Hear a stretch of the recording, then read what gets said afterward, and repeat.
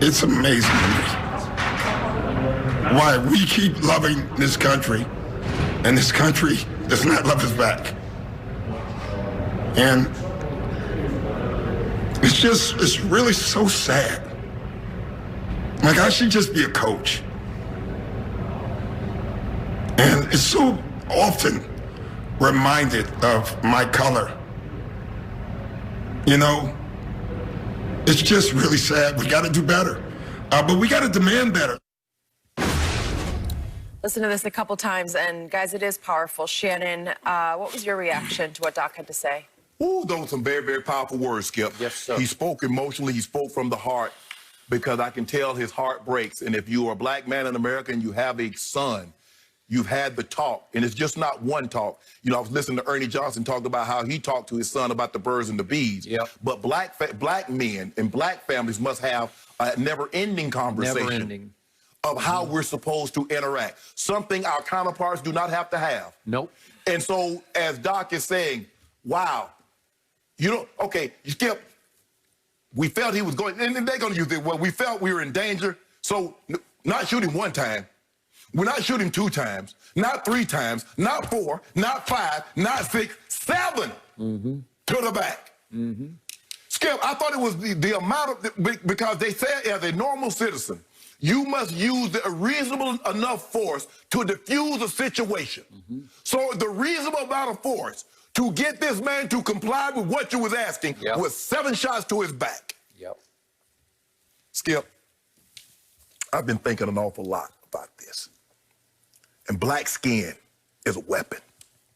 Skip, if you view my black skin as a weapon, you will never see me as being unarmed, because I'm always black. If you view my black skin as a threat, you will never see me as non-threatening.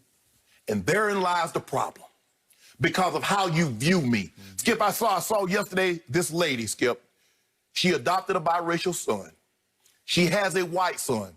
She says statistically, my brown child is more apt to have run afoul with the law. That's what she said about her own child. Sure. While not saying statistically her white son is more apt to commit mass murder. But you see how she did that. So if she feels that about her own child, what does she think about someone's child that isn't hers? That's the problem, Skip. Unless you can see yourself. It's hard to see yourself as a black man or a black woman in America if you're not that. Because you don't believe that can happen to you. See, COVID can happen. Diseases can happen, Skip. That's why people empathize with cancer.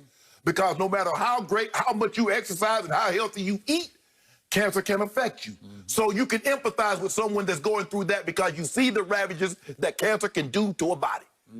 But this gun violence, unarmed black men and women being gunned down in the street by police officers, Skip, you can't fathom that.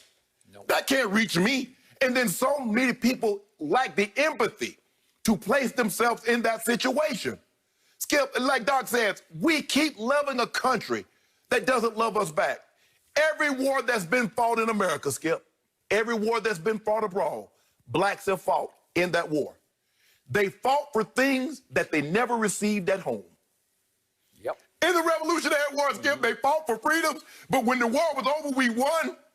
Back to slavery you go. World War II, World War I, World War II. You fought overseas for freedoms, but when you came back, Jim Crow South waited for you. Agreed. So what we're asking for, Skip, we're not asking for a handout. I'm not saying give me anything because I'm black, but I'm also asking you not to deny me anything because I'm black. Until, and Doc said it best, we're going to have to break this union. The police union. Yes. The police union. Skip, I know you remember this. The air traffic controllers, they went on strike. They demanded something. President Reagan said, I'm going to give you 24 hours to get your butt back on the job. Guess what they did? They didn't come back. He fired every last one of them and says, you're banned from rehiring them for life. President Clinton had to lift that, I think, back in 92, 93. You're going to have to break the union. It's too powerful. They have too much control.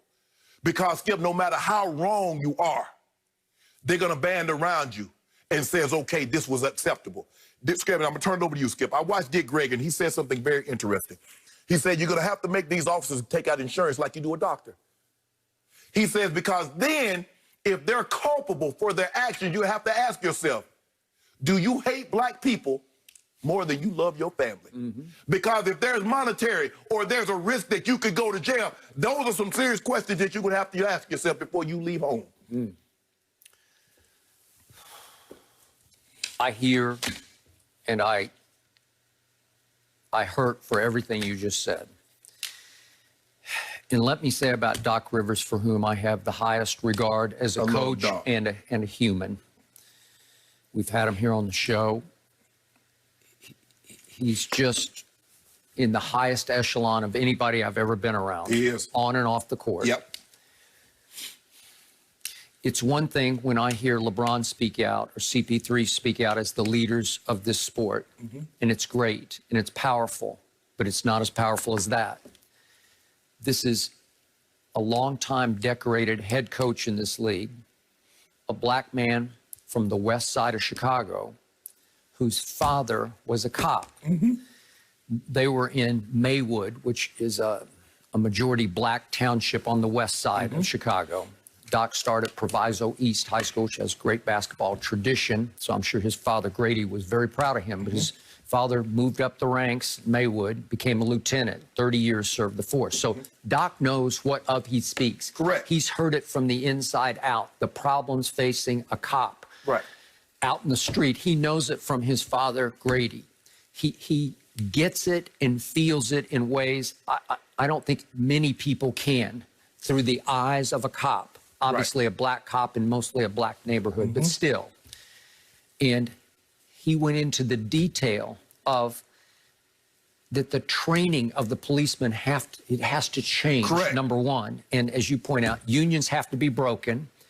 My dad was a cop, and he said, I believe in good cops. Who doesn't believe in good cops? This nation is propped up by good cops. We're able to stay afloat because of good cops.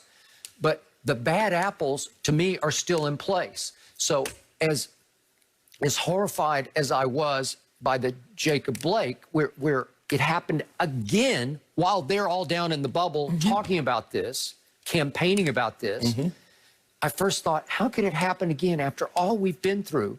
The bad apples are still in place. Correct. And I don't know what was in those officers' hearts, but it was nothing great. It was nothing right. It was... There's a better way to handle that situation. Obviously, there's a better way than to shoot the man in the back 7 times because he's running to his driver's side door. 5 officers, and I think if I'm not correct, it might have been more, on the scene, can't subdue one man. One man. And then when they can't, and he runs for the driver's side door, and they can see he's got his kids in the car, right? The only way to stop him is to shoot him in the back. I mean, we could go on for hours about this. There's a stun gun. There's you could use your baton. You could do a lot of things to subdue him. Just tackle the man. You could just tackle him. You could do a lot of things. Because, but Skip, I mean, it doesn't really take much to become a police officer. And then, like Doc said, the training of how they treat people. Skip, I've read and I saw this. There was a man in Florida. He killed his parents. He stabbed the other guy that had called the police. He's eating one of the guy's face. The female officer arrives on the scene. She tases him. She can't subdue him. They wait 12 minutes. They take him alive. He killed 2 people, stabbed another. She tased him. She waits 12 minutes. Almost think about that. 12 minutes. She waits 12 minutes for backup to arrive. The guy kneeled on George Floyd's neck for 8 minutes and 46 seconds. You see how they handle us as opposed to how they handle them. That's all I'm asking. Jillian Ruth, how you go into a church, kill 9 people, escape? The call goes out, he's armed and well, obviously he's armed. Skip, hell, he just killed 9 people in the church. You catch him, bring him back, and stop him off to get a meal because he's hungry. Homes in Colorado, the movie theater. Skip, I used to go to the movie theater. Skip, I could walk to the movie theater. I live that close to it. He kills 12. They bring him in so peacefully. All right, 2 quick episodes I've had with police over the last few years, just to give you white versus black perspective. Okay, the first one happened 6 months ago, just before the pandemic hit. I just got in a new car. It has 755 horsepower. And after a show, I was going out to hit some golf balls, and I was at a leisurely pace. I wasn't trying to speed at all. I wasn't even thinking about speeding, but I was on Olympic Boulevard, which you know very well. I do. And it's how many lanes across? Like 8 lanes, Yep. right? And there was little to no traffic. And I came up over a rise, and I wasn't even thinking about pushing down the accelerator. And there's a motorcycle cop with his gun up, and I am busted. And he didn't even have to wave me over. I just pulled over because you know you got your dead to right. I am dead to rights. And I told him that. When he walked up, white cop to white guy, obviously, he comes up to the driver's side. You in a hurry? Nope, I'm not in a hurry. You got me. And I just gave myself up. Just write it up. I didn't tell him that, but I figured he'd just write me up. He said I was going 55, and it's 35 miles an hour, which I didn't even know Olympic was 35. Okay, I did, as Shaq said last night, I did all the right things that he teaches his, obviously, black sons. You have to comply. I complied. I complied because he got me. I couldn't even argue. I had nothing, not a leg to stand on. And guess what he did? I don't think he knew who I was, quote unquote. I don't think he didn't indicate that at all. He just wrote me a warning and sent me on my way. If I'd been, I've been thinking about this a lot lately. If I'd been black, do you think I would have gotten a warning? I don't know, but I doubt it. I doubt it too. Okay. Skip, there was a guy in Valdosta. He complied. They asked him because they said there was somebody that was a burglar. And we saw this. And he complied. He said, "You have ID?" He said, "Sure." I got it. He gave him his ID. What did they do? They come up from behind, they dump him and break his wrist. So he did everything they asked, and it still ended up with a broken wrist. Second episode I had was a few years back. Ernestine and I, my wife Ernestine, we were in Oklahoma City visiting.